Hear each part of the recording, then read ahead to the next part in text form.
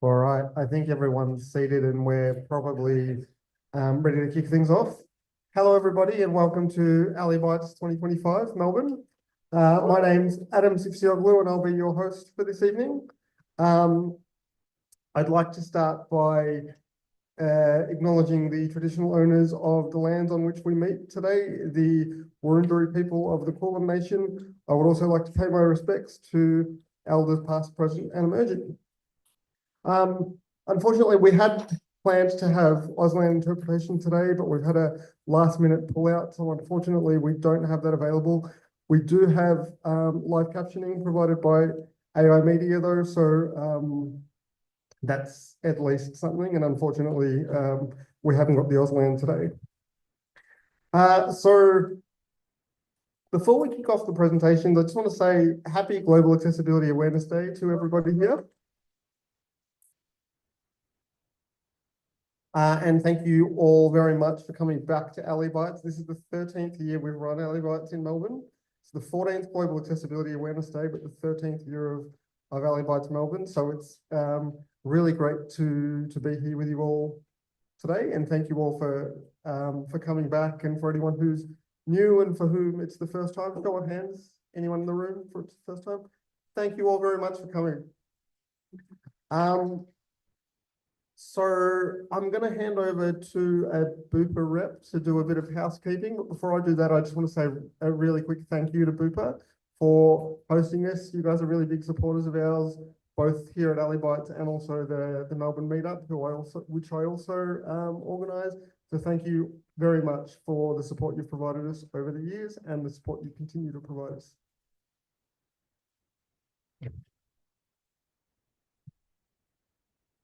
Hello, I'm Benny, General Manager here of Digital Experience. Nice to see you all. Bathrooms are this way. Exit is that way. And presentation is here.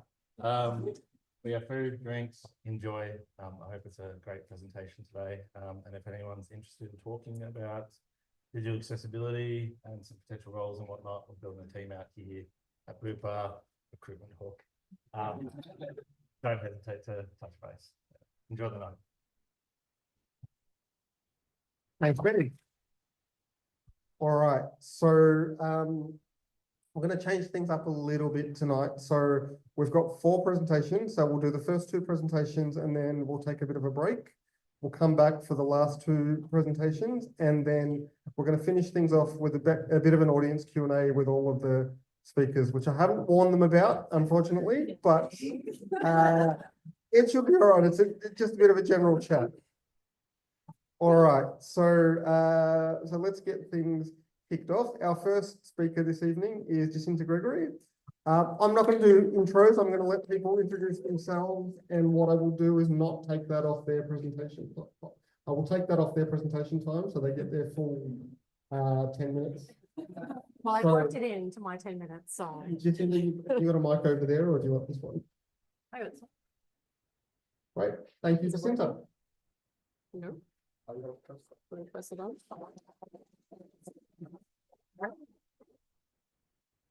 Hello. Hi everyone. My name is Jacinta, and I'm a user researcher at Entropia, and I have a clicker. And I don't like carousels. Especially large carousels like this one and this one and this one and this one and this one and this one and this one and this one. Thanks for not putting Bupa's on. I can read the room. And I'm going to tell you why, but first I want you to meet Jacob. Jacob is made up from different user research projects that have involved a participant using a screen reader navigating a large carousel. Now, Jacob lives alone. He wants some health insurance. He wants coverage for dental surgery. And he gets a little bit of decision paralysis trying to make decisions. So he really likes to do his research before he commits to something. He's also blind. He uses JAWS on Windows, and he's probably in a bit more of the advanced range for a JAWS user. So he knows a few little tips and tricks. And he uses his iPhone mostly for calls and texts. He's not really much of a fan of touch devices. Now, today he wants to buy some health insurance online.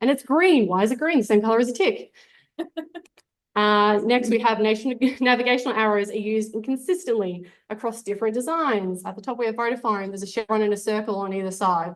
Next, we have, sorry, Australian Unity again. We have one chevron on one side and then a loading sign, I think, on the other side. I don't know if everyone can see.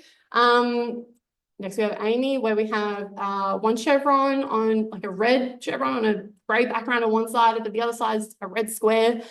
On Medibank, the chevrons and the circles are kind of more in the middle rather than to the extremes. And then on AHM, there's less and more, but it doesn't make any sense. What does less mean? Is it less money, more money? I'm not sure. Next, carousels disguised as tables that lack the accessibility of a table.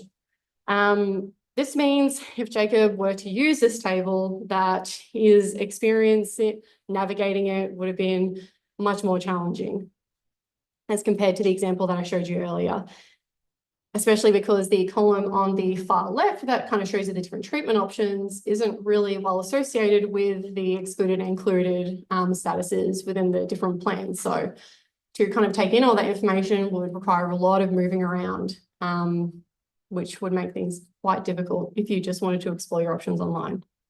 So these issues have a big impact on the user and their ability to use the site and their desire to be a customer. So what can we do better? This example from Frank Health Insurance, keeping content simple and front-loaded. So we have a more simple plan name. We have, I have highlights. We have a bit of a description of what the plan is. So the user doesn't have to go all the way down to kind of understand. And then we have the kind of like high level, maybe more popular inclusions stacked at the top. Next, just explain what the symbols and tiers mean. So Australian Unity did include a key. So that was a good thing. nib took you through what the different tiers meant, which I actually didn't know until I was kind of more thoroughly researching this for different projects, that the government has set tiers, and it's good to explain that to people, especially if it's their first time venturing into health insurance. I would have preferred it not to be in an overlay, but that's a different thing. Make it easy to compare. I brought up Apple. It's a good or bad thing, I'm not sure, but what Apple have done on this page, and these products have crazy long specs. This page goes on for a really long time. It's laborious for everyone. But what you can do is you can easily just switch what models you're comparing using the drop-down boxes. So it makes comparisons a little bit easier because you're just reducing the amount of information on the screen by just choosing the products that you're interested in to compare. HFB, so many insurance companies. Get a little bit personal with their customers to learn a little bit more about them, and they ask questions going a little bit deeper than the questions you might normally be asked, trying to figure out like what your treatments you're interested in and everything. And that gives you a bit more of a tailored response once you get to this page. So they tell you, they give you 3 options of 6 rather than showing you all the options, but they still give users the option to see all the products as well. And lastly, it looks like a table, just make it a table.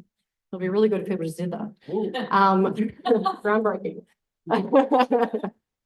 Also, if you can provide a table as an alternative as well, that is, so if you still really want to use a carousel, provide that same information in a table just to make it a little bit easier for people to move around that information, particularly if you're using a screen reader.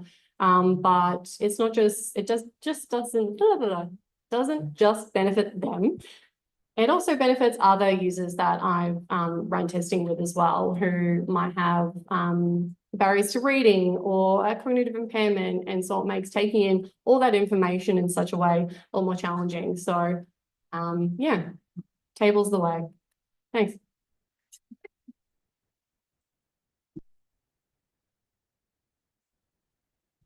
I think the quote I'm going to take out of that is, if it looks like a table, make it a table. I love it. It's big fan of a good table for me. All right. So our next presentation is from Dylan Nichols, and it's tooltip versus toggle tip. But give us about 30 seconds to set up tech and switch things over, and we'll be with you in a second. Or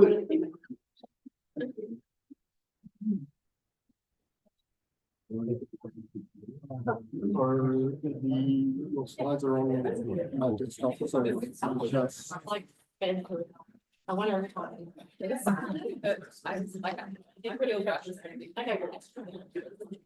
That part. Or play maybe I'll take that away with the.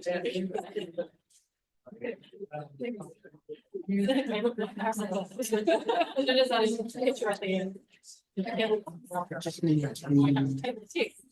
But that would be. Actually, do you want to just to see how we give you the region? Can you stop there and reshare? Because I'm not sure if it's showing the whole screen or just. So this one, Let's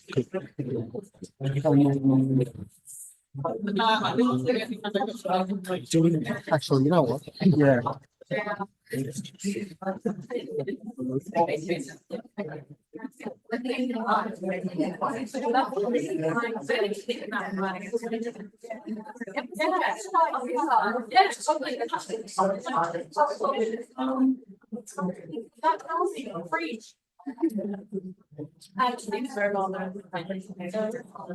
I was like, well, I haven't.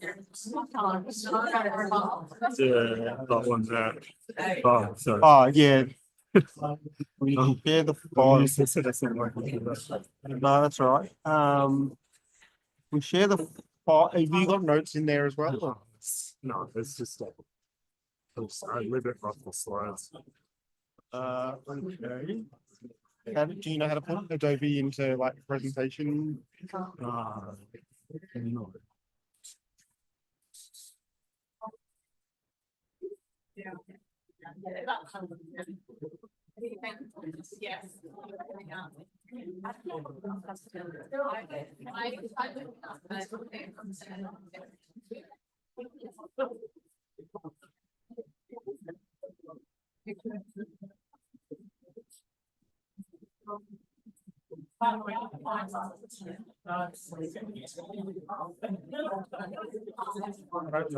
That's not sharing in an industry.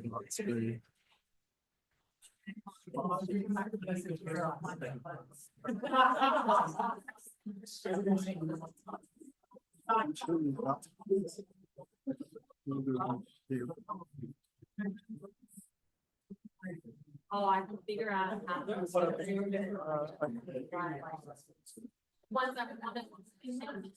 Fourth time lucky.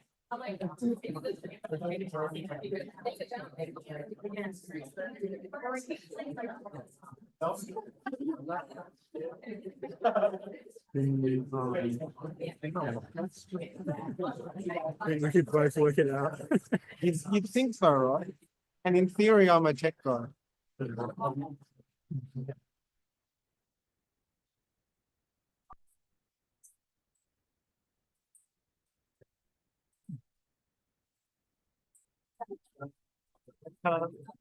See from here, but there should be a view from screens.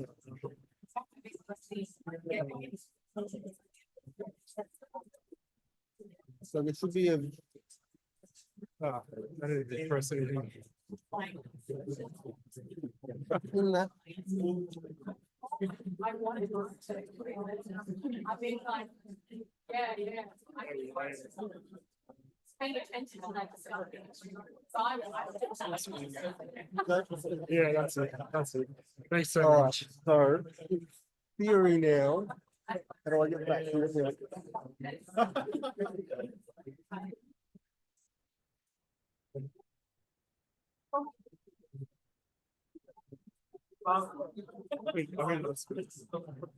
Thank you. No worries.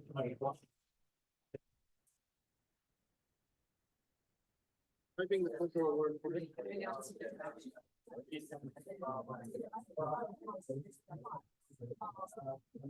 Maybe focus on you. There we go. Yeah. Alright, hopefully it'll pan out. I'll see how it goes.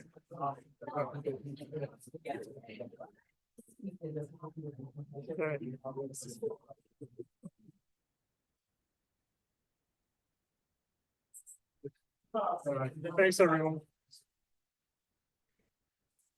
I thought I was last and there's no lectern for me to hide behind, so it's a bit of a shock. I'm Dylan Nichols. I'm front end lead on Booper's design systems team. Thanks, Benny. Yeah, I just wanted to start with a few acknowledgements. I just wanted to acknowledge that we're meeting on stolen land, and wanted to acknowledge the traditional owners and their elders past, present and emerging. Also wanted to say a big thanks shout out to Utopia. They've been a great bunch to work with, and Sam encouraged me to talk tonight. And lastly, to the design systems team, we get to work on some great problems.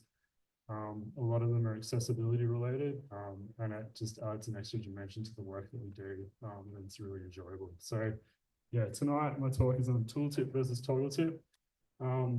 It seems pretty straightforward now that I present it, but this is kind of being like a process in coming to terms with like what a tooltip is and what a toggle tip is. And yeah, so hopefully you can come on with me tonight. So I'm gonna start with like drawing a tenuous analogy between a tooltip and a bomb bag. You know, like everyone probably wants to use one, but it's probably not a great idea. Maybe you can wear it at home, you know, maybe not when you go out. Use it on personal projects. So this is a tooltip analogy, or not an anatomy at least. So we have a primary label or a title. We have a trigger, which is a button or an anchor element or a link. On hover or focus, and a container, which is just, you know, like your wrapper for styling. And before we kind of go into like why we have a tooltip, I'm just going to go on a bit of a side quest on the title attribute. So this has been in browsers for a very long time. You might be tempted to use it for a tooltip. This is the storybook interface, and you can see it's got a title attribute, apply a grid to the preview, and it's got an icon in it. So the high praise for the title attribute is it doesn't really work anywhere. It's not accessible. People using touch-only devices, you can't because it's on hover. People navigating the keyboards, it doesn't receive focus, so it won't work. It doesn't work in most screen readers, and people find motor control impairment. It's difficult to hover. People with cognitive concerns, it's probably me. Shout out to people with ADHD. I get distracted by little things, and I'll be, you know, hovering it and stuff, and then lose focus. I don't know if that's a concern or not. So yeah. So a glorified title might be a custom version of a title attribute, which is our tooltip. So where would you want to use this? There's not many applications where it would make a lot of sense. Toolbars where spaces at a premium, like a WYSIWYG editor. It's like a title attribute, only accessible. So if you want to use like a title attribute, you've got to do a bit of extra work. I'd normally suggest using web APIs, but not in this instance. Use with links or buttons where the tooltip is not the primary action. So it's sort of describing what something's going to do. And I'd ask you, if you've got to use a tooltip, can you include a textual label instead of using a tooltip? So can you just work the text into your actual design? And it's a lot of work for a little game. Like if you could just work the label into your design, you'd be saving a lot of effort. So that's tooltip. This is toggle tip. It's like the updated version of tooltip. Maybe it's a bit more socially acceptable to wear a shoulder bum bag. I don't know. You might be able to fit a bit more stuff into it. I'd probably feel comfortable wearing one. So this is the anatomy of toggle tip. we're using like an information disclosure pattern here. So we have our content, we have a trigger, which is a button. It's on click, and the only thing that that button is doing is disclosing the content. And then we have a container. So what's the difference? So yeah, we're displaying it on click and not hover. It uses the disclosure button, so it's basically like a fancy accordion. Content can contain interactive elements like links and buttons, which can receive focus. That's a bit, some people will disagree with if we should still use that within this button. The sole role of the trigger button is just to disclose the content. So remember, tooltips not so great. Toggle tips probably what you want in most situations. So this is just talking about like the current state of our design system and what we've got. And I thought it would be useful to kind of talk about it to explain like the thought process and how we got here. So at that moment, we have contents displayed on hover, and it cannot contain interactive elements like links and buttons, which can receive focus. And the button is associated with the content via ARIA described by.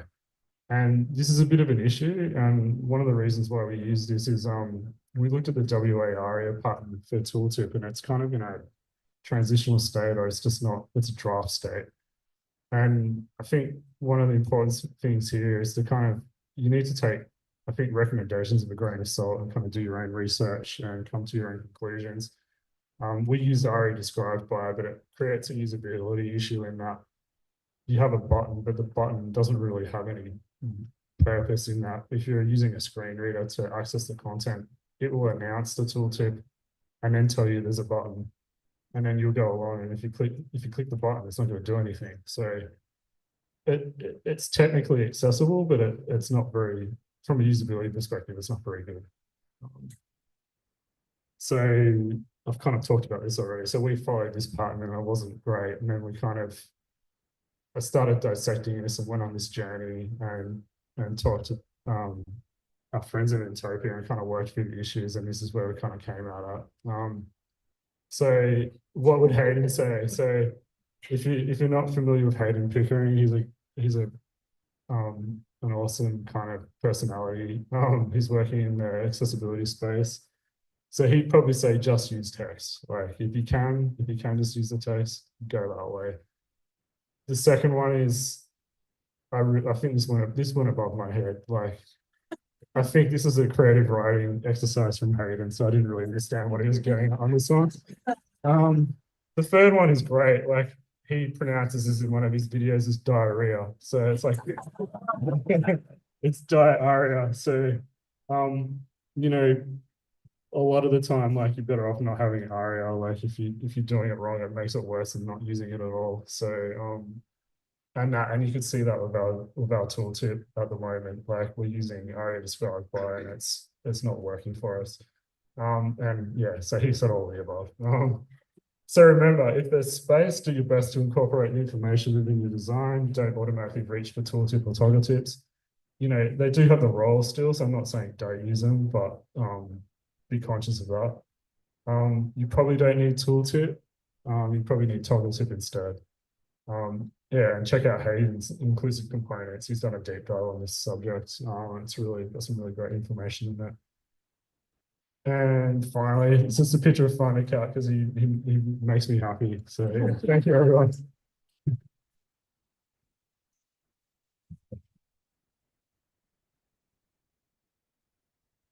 Thanks, Dylan. That was great. And the quote I'm taking from that one is do your research, which is great, but also diarrhea. I like that.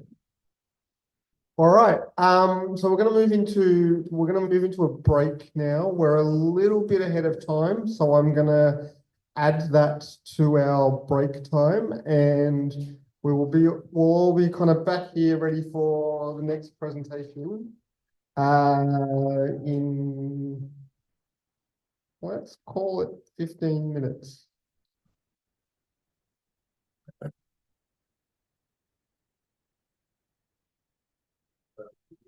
Take the opportunity to thank Fupa again for hosting us. Thank you all very much. There's food, there's drink.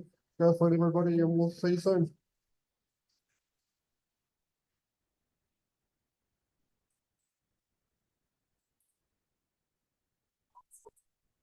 Yeah, yeah, I was like, it was so confusing. If I don't know how to be it in, it's really going on and on, that's all.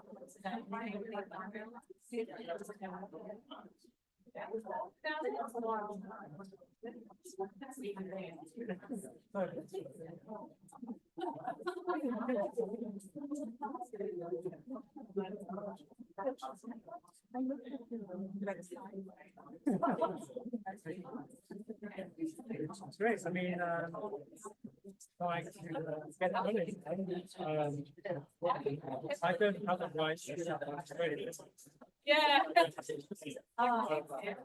Well, I am a UK citizen, so I thought I'd set up.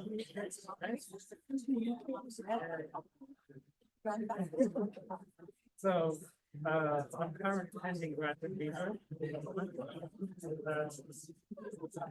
I'm nothing to do. Just waiting around. Yeah. I mean, I use AI to help me build my platform. I've got awesome. They're like interpreting that. I've got like it's so easy to do. I mean, there's nothing stopping you. Just do it for yourself.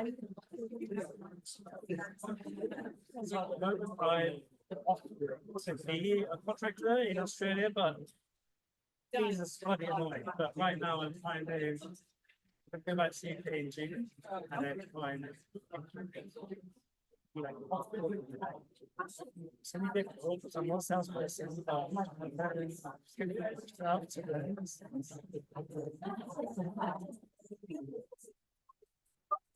so, I'm just, just not a business.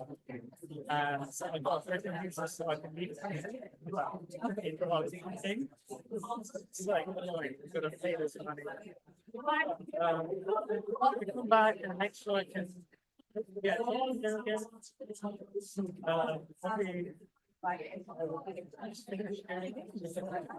finish it March. Sorry, I'm going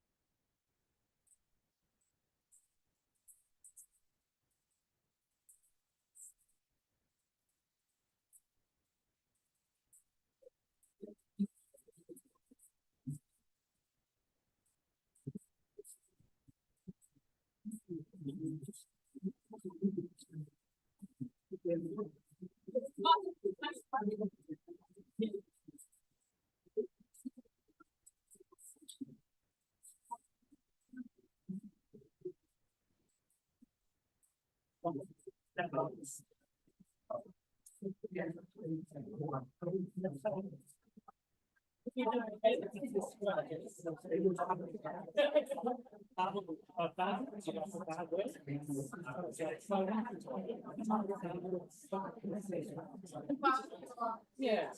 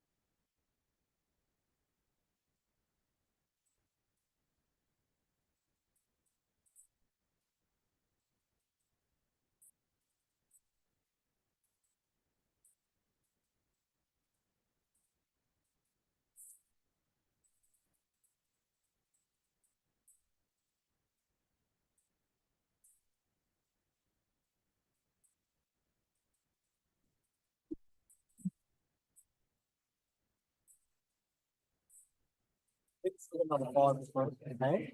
I think we've got another 5 for phone. Okay. Cool. Is this mic off? Oh wait. Is this the machine that's running? Yeah. Okay, so I can just press space bar. Yeah, but I'll need to read my phone. Oh, yeah, okay.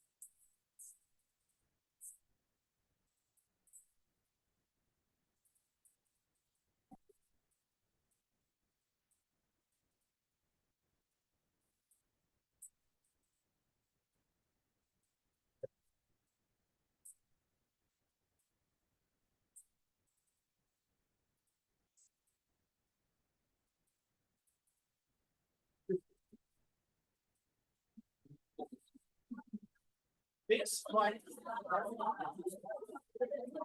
That's actually.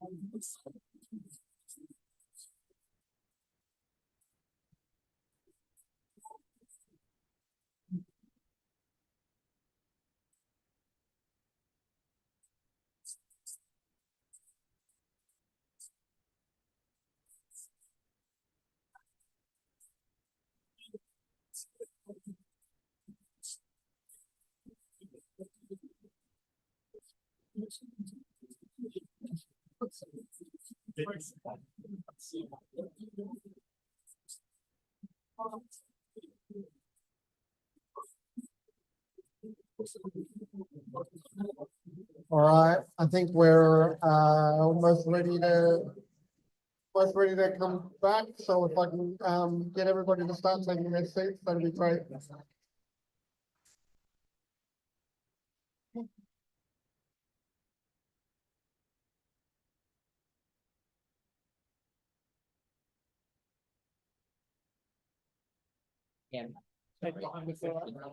Just coming from some of the deaf audience members, can you make sure that the presenters don't stand in front of the screen if they're not able to read the captions? Yep. Is that right? No worries.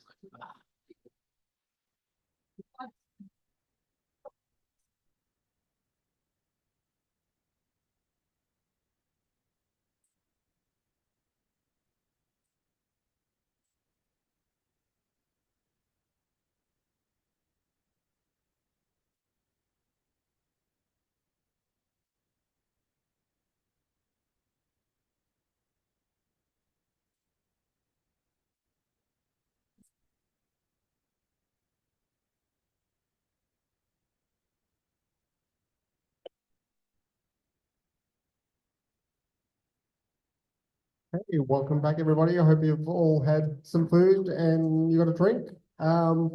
We're ready to kick off the second half of Bytes Melbourne 2025. And I'd like to hand it over to Bobby.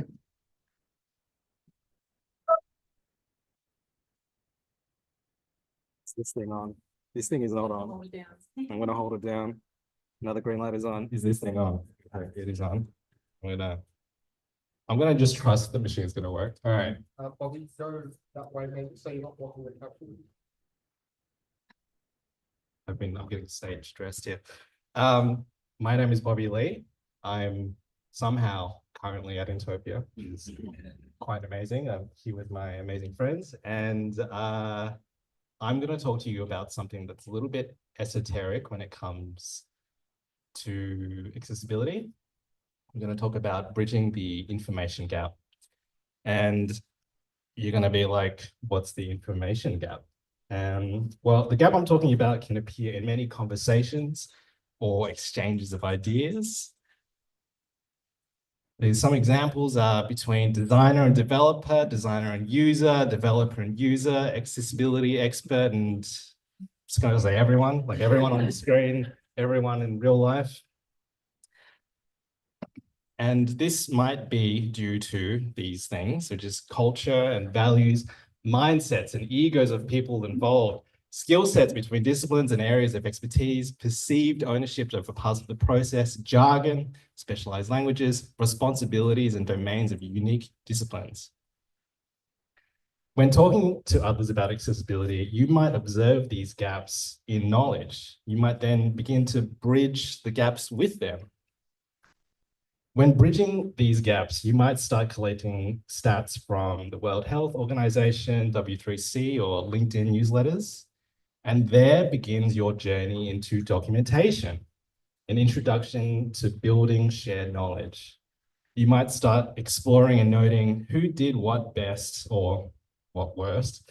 What does good user research look like? Is there any good reason to use tab index 0 on a non-interactive element? Andrew, don't look at me. Developing and continuously improving upon a repository of knowledge is a great way to provide different teams and practitioners with a shared language and context. Ideally, your repository should include trustworthy literature and statistics, product-specific behavioral data, and qualitative user research. You can then treat this repository as an ongoing resource for capability building and understanding across teams. But what is being left unsaid? Bridging the knowledge gap can require more than just documentation and shared resources. After all, not everyone's going to engage with documentation in the first place. We should also consider what is being left unsaid in the interactions that we're having. Have you ever said, you catch my drift? I'm going to assume you're up to speed with the situation. I'm missing some cultural context here. I'm like not understanding this joke. That was a lot of jargon. You get the gist. You know what I'm talking about. This is communication, and pretty much what I just gave you is information. And what we're going to talk about is X-formation. This is, in a binary sense, how communication is broken up between what we say and what we don't say. Is this the right? Yeah. X-formation can be whittled down to the definition of shared context. A famous example reportedly comes from Victor Hugo, who sent a telegram to his publisher to ask how his most recent book, Les Miserables, oh my God, I've been thinking about that for way too long. Hugo just sent question mark, to which his publisher replied, so exclamation mark, to indicate it was selling well. The exchange would have no meaning to a third party because the shared context is unique to those taking part in it. In his 1991 book, User Illusion, Tor Norantes calls this shared context X-formation, an abbreviated form of explicitly discarded information. Norantes says, X-formation is everything we do not actually say, but have in our minds when or before we say anything at all. Information is measurable, demonstratable utterance that we actually come out with. Oops. So, what do we mean when we talk about practice, comfort, accessibility? Let me pitch to you a scenario. You've been asked to test and advise on the 2026 edition of a data privacy e-learning course. Last year's module had a high overdue rate and a handful of accessibility and visual design complaints. This year, the department went out to tender and are working with an agency who agreed to deliver the module to WCAG 2.2 level AA standard. We're in a bit of a tight deadline. The agency will stop work on the course in 5 working days. So you start testing. You start testing the product with your current setup and only use your keyboard. It seems fine. But then you're given your first question, a set of 6 checkboxes and a submit button. You choose none of the above and hit submit. Then you hit submit again. Oh dear. The module has a critical keyboard issue and keyboard-only users won't be able to progress in the course. How do you convey this issue to the team? Or How might you bring the other party into your understanding? If you tell the product manager the primary user flow is a keyboard issue, but then they tell you it works for me, what information will you choose to discard so that you can adequately tell them what you mean? What information will be jettisoned to then become X-formation? Do you assume they don't know what WCAG is? Do you assume that they know what a keyboard issue is? Can you safely assume that the shared context between the both of you includes the knowledge that people sometimes only use their keyboard to interact with their computer? How do you know if there's an information gap between you and the other party? Ideally, as we've heard before, you want to meet them where they are. This is where the idea of X-formation can be useful, because what is being left unsaid? You'll need to identify your own assumptions about the situation and the other party's level of knowledge, as well as trying to identify what their assumptions might be. In accessibility, we might often assume that the problem is a lack of empathy for the user. But as many people in this room will know, appealing to empathy can only get you so far when you're competing with the bottom line. Instead, you might need to appeal to quality, to efficiency, or to return on investment. The X-formation might not be about the user, it might be about the other party's fears about their own priorities. Because when things are taking a turn for the worse, there can be many reasons as to why. X-formation. What is being left unsaid might be one reason. A lack of documentation or data might be another. At the end of the day, as accessibility practitioners, we are striving to meet people where they are to bring them along on the journey. To tie up that e-learning scenario, it turned out that all the parties involved had a totally different assumption of what the level of rigor required to be accessible and WCAG compliant could be. The robust discussion, many screen recordings, and lots of stakeholder management, we eventually arrived at a solution, an accessible e-learning module. Well, I'm a little bit slow on the slides. This is almost literally what some of the parties thought about accessibility. Accessibility means color, contrast, and font size, and that's pretty much all I need to do. Accessibility means that we make products that work. And of course, I'm sitting there going, accessibility means screen readers and keyboards and wheelchairs and curb cuts and da-da-da-da-da-da-da-da. So in the spirit of checking our assumptions and identifying X-formation, you might ask yourself, what do I mean when I talk about accessibility? For me, I feel that accessibility comes with practice, and it is part of every practice, whether you're a designer, developer, product manager, or data analyst, or something else. We all have a role to play, which is why community is such an important part of developing our skill sets. I'll leave you with one example of community building from the German digital services playful and immersive approach to accessibility testing. They call it, literally in English, pizza-powered accessibility check, because they get their colleagues to check their sites in exchange for a greasy slice of czar. Forget about lunch and learn. We've got pizza and peer review. All right. Thank you. Add me on LinkedIn. I'm looking for a job.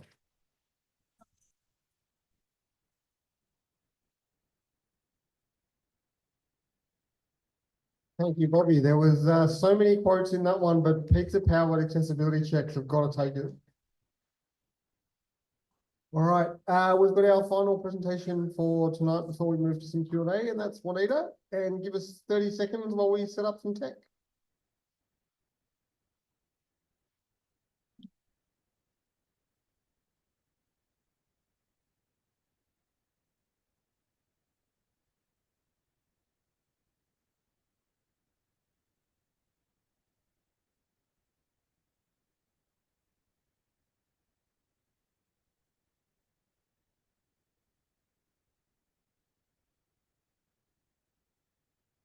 Quick to go, the quick was over there. We'll probably have to turn the mic on, probably just turn it off. Oh, okay.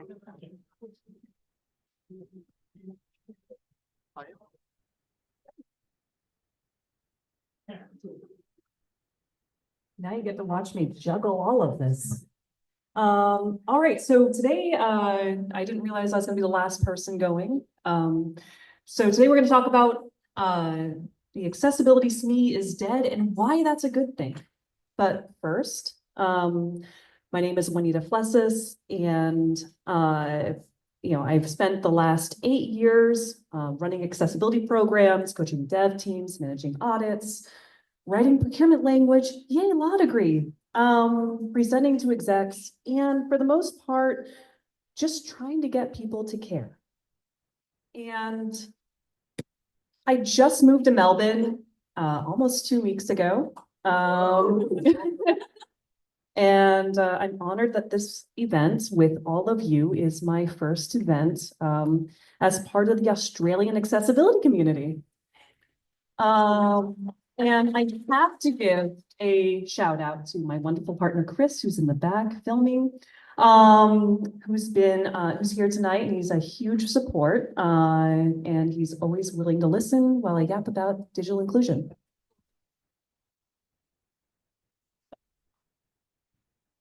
So let's start with the fantasy we keep publishing on job boards. Here's a real accessibility role.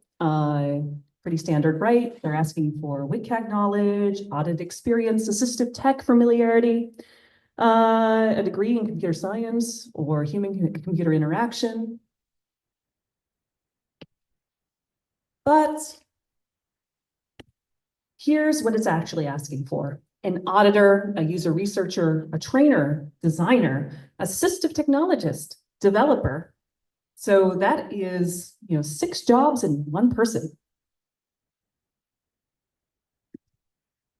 Now, this one's from a university, and I kid you not, I actually had to streamline this so it would fit on the slide. So they expect you to lead strategy, do code audits, fix issues, write policy, manage vendors, build training, educate teams, benchmark peers, speak at events, sit on committees, report on legal standards. So better get those law degrees ready. And then promote a culture of inclusion single-handedly. 12 specialties in one job description. And you're getting that, yep. And you're getting that for the low price of 144,000 to 152,000 Australian. Wow. I know you're looking for somebody, so.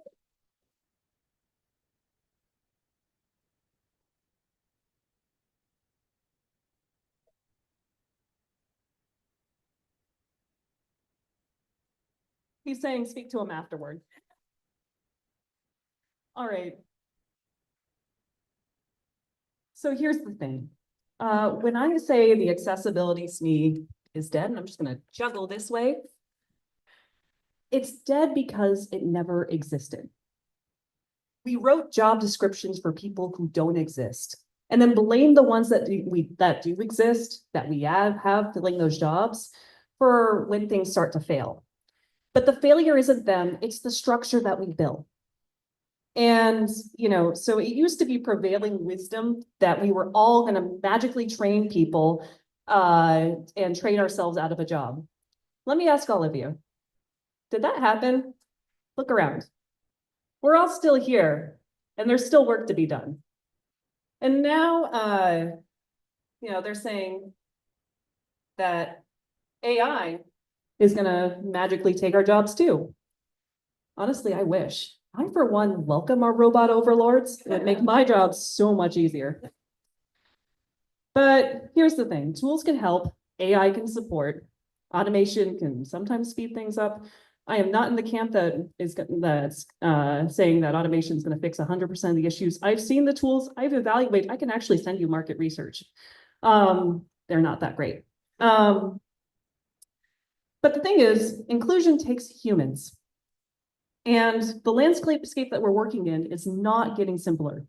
We've gone from static HTML sites to JavaScript-heavy single-page applications to reactive frameworks, custom components, blockchain applications, AI-driven interfaces, and now platforms that regenerate themselves using machine learning.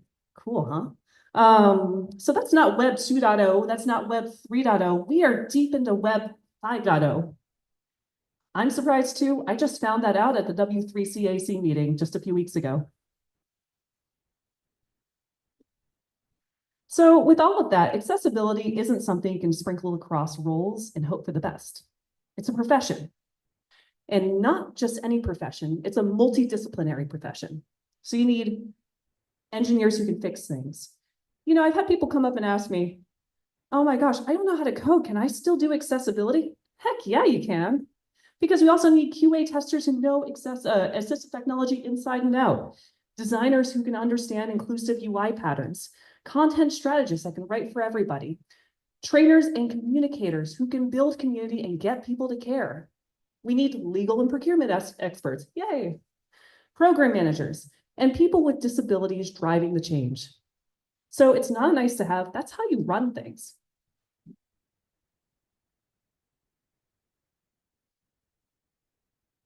So just to describe this picture, this is me standing with a lot of the team I had at Navy Federal. I led their accessibility team. Also some of our champions there. Not all of them had accessibility in their titles.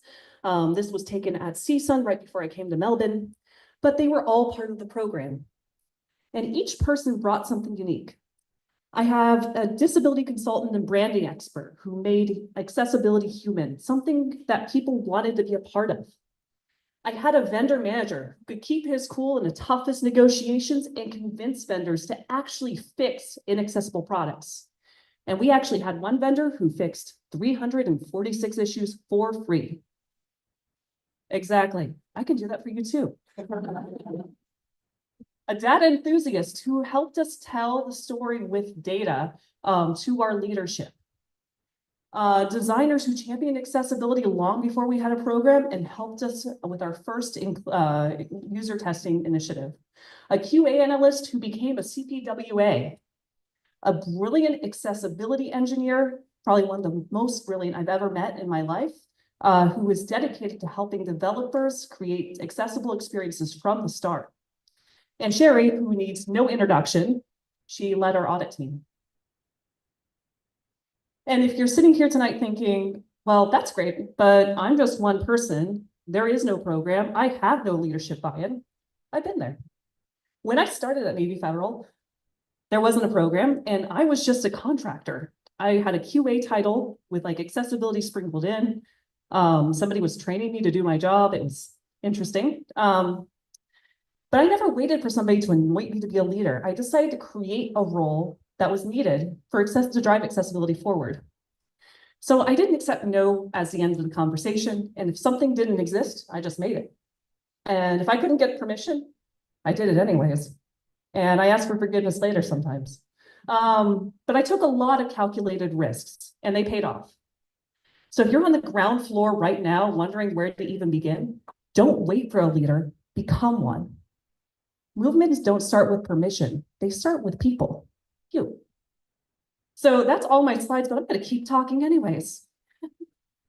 Accessibility is performance. It is security. And it's responsive design. It's just good development.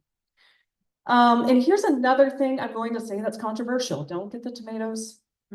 The food's mostly gone, great. If accessibility is everyone's responsibility, then it's no one's responsibility. If it's scattered, nothing gets done. If no one owns it, it gets left behind. And you need dedicated people, professionals who lead in their domains. And if you're not treating it the way it needs to be and still hoping your one accessibility hire is going to change your whole culture, you're not building a program, you're setting up people to fail. And I've heard every excuse, we don't have budget, we're not ready for a full-time person, and I get it. But organizations have a choice. You can do things the expensive way or the cheap way. The cheap way is to build a team, shift left, prevent your issues, and build accessible products from the outset. The expensive way is to wait to get sued or for intense regulatory action, go and create a program, and then spend millions of dollars trying to remediate stuff, while at the same time continuing to produce inaccessible products. So all that remediation work at the end of your project means nothing. So let's stop pretending that one SME is going to fix all of this. That's a stall tactic. We need teams, we need programs, we need leadership, and we need real investment in people and culture. And the good news is we're getting there. I've seen it happen. I helped build it. And I've been in rooms where things finally clicked. Like at our empathy awareness lab that I did on a shoestring budget for like under $1,000. I can tell you how I did it. But someone there saw their loved one in one of the barriers that we demonstrated. And accessibility became real for them that day. No magical SME required. Just people with different skill sets making an accessible world. So I'm just going to say this clearly and proudly. The accessibility SME is dead. And that's not a loss, that's a beginning. The idea of a SME has always been an obstacle.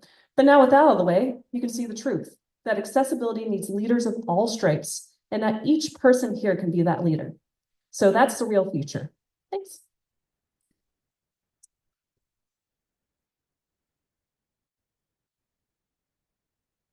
Thank you, Juanita. And I think the quote for me from that one was ask for forgiveness, not permission. Exactly. All right, so that kind of brings us to the end of our formal presentations. But as I said at the beginning, I kind of wanted to do a bit of a Q&A with the presenters with some audience participation, if we can. So can I ask that the presenters please come up?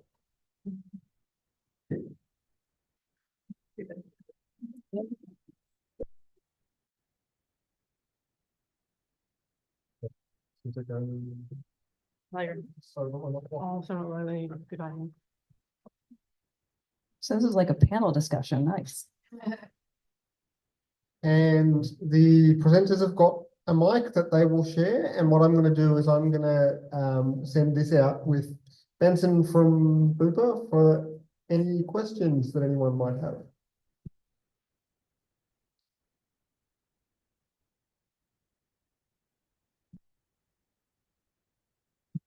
Mentioned an empathy workshop just now. Could you tell us a little bit more about that?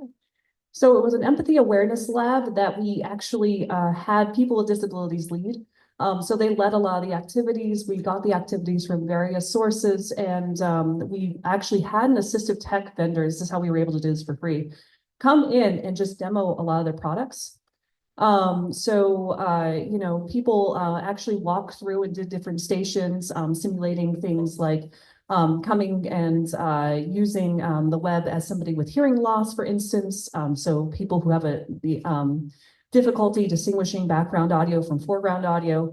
We had this really cool table where you could actually use a keyboard that was vertical, for instance. Folks were testing out screen readers. We had mobile devices, so folks could test out screen readers on mobile devices, different display settings and such. Also real life issues that people might face, like cognitive impairments.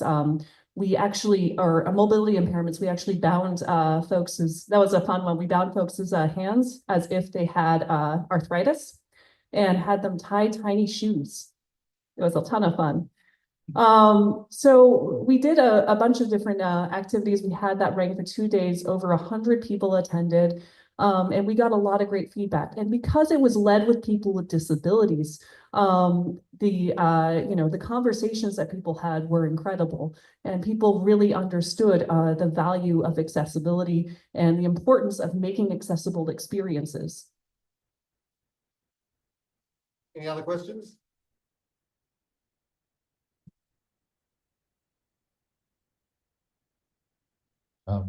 Is it Jacinta? Yeah. You said if it looks like a table, make it a table. This may be getting a bit into the weeds, but for that like particular kind of UI pattern, everyone loves their big multi-column nonsense. Do people code those to actually be a table under the hood, but then you sort of make it look like a carousel on the outside, or like? I'm not a developer. Okay. So I'm gonna answer your question. All I can tell you is what it's like from the user's perspective in that sense, and common feedback that we get when users, not just screen reader users, but also people with cognitive impairments, and might use other assistive technologies, will usually ask, like, I just wish that there was a table that I could look at instead. So just a nicely plotted HTML table, nice and simple, move around it really easily. Just because to them, that's just an easier way of digesting that information when there's so much information to take in, especially when you're taking in something stressful, like looking for health insurance, and there's so many terms you're unfamiliar with. The added cognitive load of having to navigate a carousel as well is just an extra step that some people would just prefer not to undertake. So for someone who wants that kind of a feature, do they, I don't know, like the marketing website was built to look a certain way. Do you provide a download with, here's the table version of the thing, or like click a button and then it just becomes a table? Or what if you just designed it to be a boring table? Because that's what everyone wants to read anyway. I mean, I'm not seeing it in practice, so unfortunately, I wish someone would come up with that alternative and actually put it out there for it to be tested and to find a logical place for it within the flow, right? Because we've got to make sure we can't build this thing and then the users can't find it. It's got to be somewhere logical that they'll encounter it while they are going through this information. And where that is, I mean, that's where you test that with users. You ask users, you don't build the product and then ask users, you ask users and then you build the product based on what they might say. And I think that just kind of pairs everything back. I am a researcher, so I do like to do research with people, is that involve them in every stage. Don't think of them as an afterthought. Think of them at the very start, interview them, get their perspective, ask them about their past experiences and build based off of that. Rather than being reactive.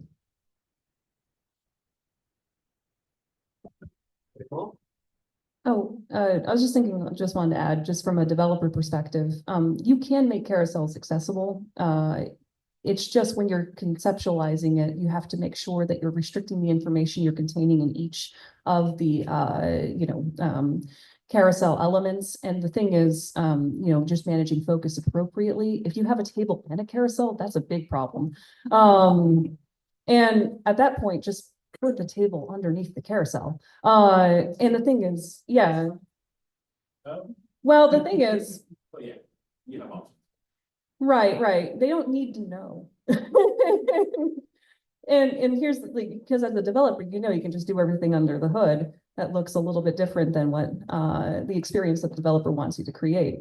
And the thing is, if you're just doing something where it's a comparative, you're comparing different plans, you can actually have folks add that to a, so Navy Federal had this, where you can actually compare different card experiences and the different benefits of those. So you could actually add 3 cards to and it would actually appear in the modal on the bottom, and that would actually take you to a compare table, which could be another way to handle that. So there's always a lot of different options, obviously test with users, but, take a look at those, have a design discussion with your developers, your accessibility engineers, and your designers, and then pick the most accessible approach out of those.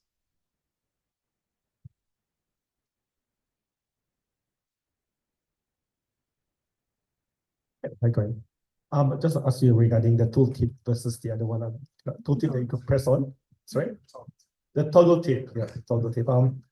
I work in Bupa, so that was the first time I heard of toggle tip. But do you see yourself, do you see us replacing tooltip with toggle tip, or do they exist in the same universe? I think primarily when you think you need a tooltip, you need a toggle tip. So yeah, there's a role for tooltips, but the limit, it's very limited. Like it's like a toolbar, and there's not many other applications where it would be needed. Yeah, that's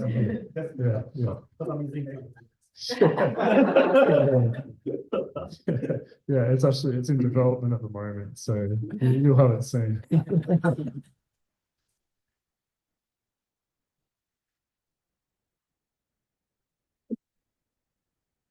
I appreciate the specifics and the detail that is required that we saw in your talk, Dylan.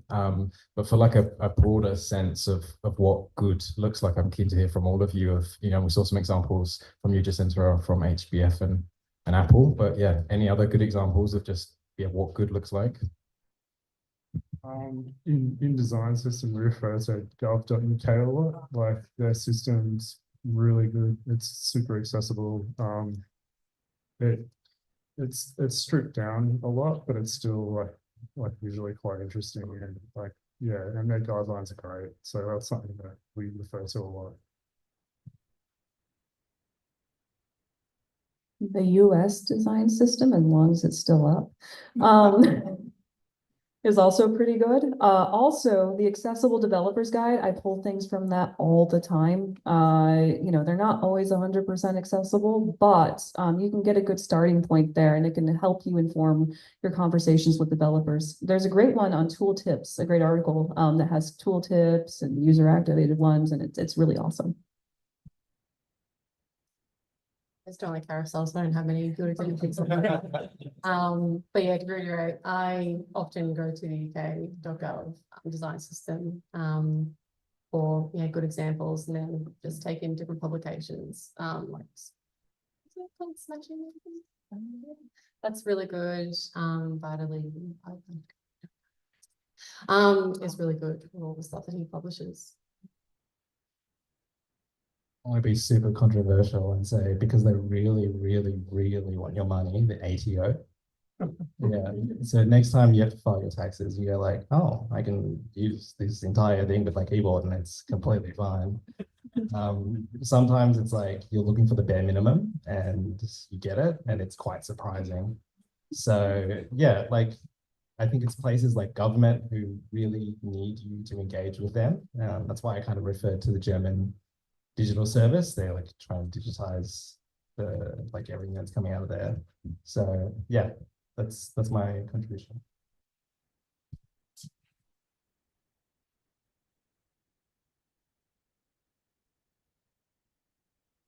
Hi, just out of curiosity, is there any other types of components of pop-in carousels that's not recommended to use for design? Where to begin? How much time do we have? I think that generally, like what Juanita said, you can make things accessible if you put in the practice and the effort and the research to make it accessible. But like in user testing, really simple things can be inaccessible. It's just about being thorough and going about things correctly. If you don't know, get the expertise in, study upskill in those areas. So yeah, I can't really pick out one component. One's not coming to me from the top of mind, but so many simple things can be inaccessible, or things can be over-engineered in a way that is confusing. They had an example from user testing where there was a form of people filling out, and to the right of the screen there was more content that was available in like a disclosure element, basically. And the accessible label for it said something visual effect only, which our screen reader users that we tested with were like, what does that even mean? And also visual effect only, that seems really exclusionary in the language that's used as well, even though the intent behind it was to think, oh, we're doing something that's really accessible. So yeah, it's important to find that balance, but then always test with real users. And I always say that as a researcher. I have one, and it's something I saw recently. So if you want to break native details and summary functionality, start nesting them. You cannot use details and summary to actually make a mega menu. And we learned that lesson the hard way. Can I have a go at answers? Oh, yeah. Wait, you need to share. That. What's your name? Claire? Yeah, sorry, I met you last week. So, yeah. I would challenge us to think outside of component and pattern language. I'll give you an example. We've got something called Blue Key. It's auth. I want to log into the front door of all our self-service functions. To do so, it's MFA, so like multi-factor authentication. You get sent an email that's going to give you a special code to be able to log in. Behind the login, the platform is cool, but the email is not. Yeah. So I would really challenge us to think outside of a component and pattern perspective. Don't get me wrong, there's an enormous amount of technical specialist implementation that these guys have spoken to today is critical. But if we don't bring it back to the user and what they're actually there to try and do outside of that component to try to get the job done, I want to claim because I've had an issue with health insurance and whatnot. There's a fundamental gap there. So, look at the experience. Emails are broken fundamentally almost across the board. Look at front doors because they typically make the rest of the cool stuff I've done redundant if the front door is broken. And yeah, give you that one.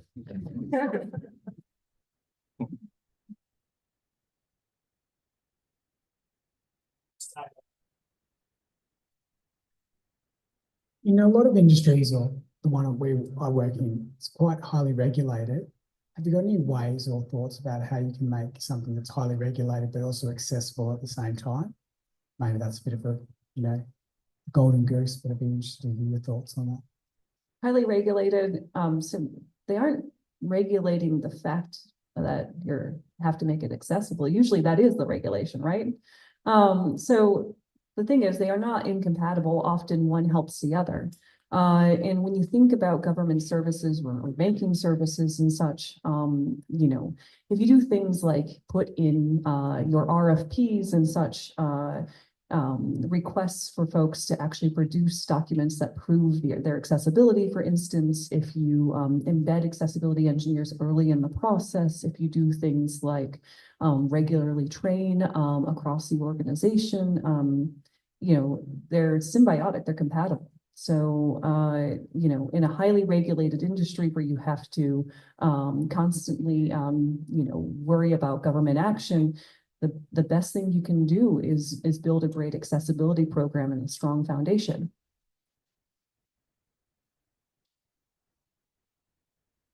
Sorry, I was just going to say, like, I mean, accessibility has so many benefits too, like semantic code, it makes it accessible not just to users who are interacting differently with your product, but it has SEO benefits, it makes it machine readable. It's just good development practices in general. And I think I guess like what you're saying before, it's like building a culture of accessibility in your organization. So I think it shouldn't just be like ticking the box, it just become part of your standard practice. And to be honest, as a dev, it's more interesting for me to kind of make something that's accessible, and it kind of adds a bit more meaning to the day-to-day work that you do. So yeah, it's just part of the process. I think with regulation, they often want you to do certain tasks, and as long as the task is done, then you can pass the regulation.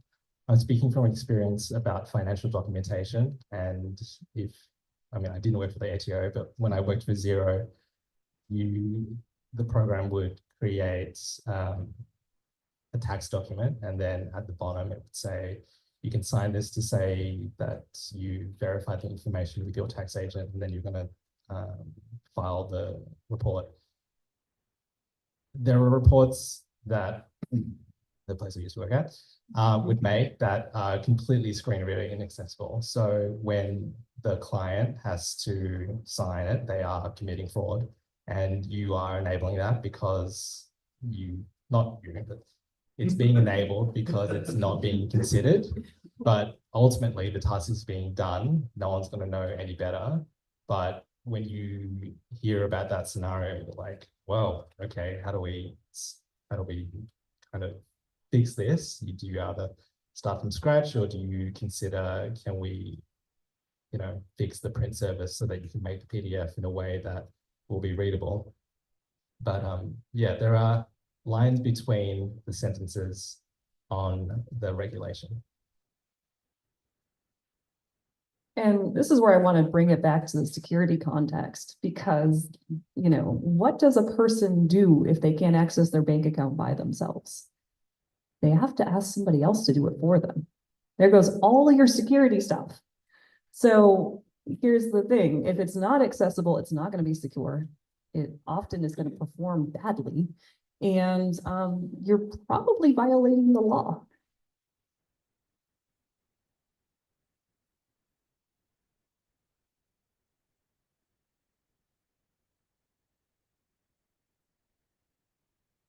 I know, I promise them. Janita, but curious on everyone. You talked, we've been speaking a bit about regulation, policy, remediation, WCAG. I'm aware of WCAG 3 playing in a domain that looks outside of technical requirements. What's your guys' feelings on that? What's it look like? What's WCAG look like 2-3 years time for the rest of us? For those of you who don't know, I'm actually on the accessibility guidelines working group with the W3C, and I'm actually working on WCAG 3.0 with my colleagues. It's going to come out in the next 5, some people say 10 years, but we're working a bit faster than that to keep up with changing technology. But it's meant to be, we're rewriting everything so it's in plain language. We're working on incorporating user feedback, really making it research-based, informed by university research. We are also, the technical standards piece is not going away. But the conformance model is going to hopefully be a bit more practical and forgiving. So we're hoping to make improvements. We're trying to find the fine lines in which to do that. But the next round of standards hopefully will fix some of the issues that were in the WCAG 2.x series. Great. I think that was a great discussion. Before I call it here, I know one of the previous questions was about components, and Benny, you're right. If the front door is not accessible, the components don't really matter. But one of the ones that I think really does kind of annoy me most of the time is the combo box. Because it's a personal pet peeve, and I probably shouldn't bring that to these, but people try and do everything they can with a combo box to the point where it will auto-suggest, it will auto-complete, you'll have checkboxes, you'll have radio buttons, you'll have links, you'll have buttons, some of them will have tooltips, some of them, well, I haven't said toggle tip, but you never know, I haven't really gone looking, so some of them might. So yeah, that's one of the ones also, I think, that is one of those components that I think people tend to use as kind of the one thing to do everything, and I think that's a real problem. Anyway, I'm going to stop my mini rant here, and thank you all very much for coming to another LA Bytes. It was great having you all here. Thank you very much for Benny and the team at Blueprint.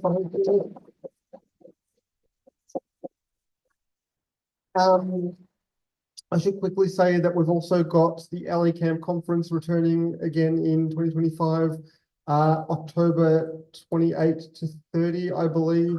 More info can be found on the LA Bytes website, and I think we've released some of the speakers already as well. So go check that out for some more info, and we'll be in contact about all that if you're on the LA Bytes mailing list.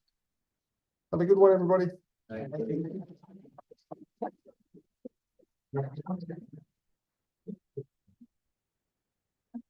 If you're keen to take some food away, please. Otherwise, it's gonna go to a waste. There's a lot of food over there as well. So feel free to take some back.